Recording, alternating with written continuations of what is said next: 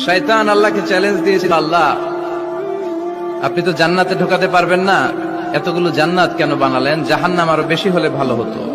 আল্লাহ বললেন কেন? শয়তান বলে, আল্লাহ এই সবগুলারে আমি ওয়াসওয়াসা দিয়ে মুনাফিক বানিয়ে নাস্তিক বানিয়ে জাহান্নামে ঢুকাবো।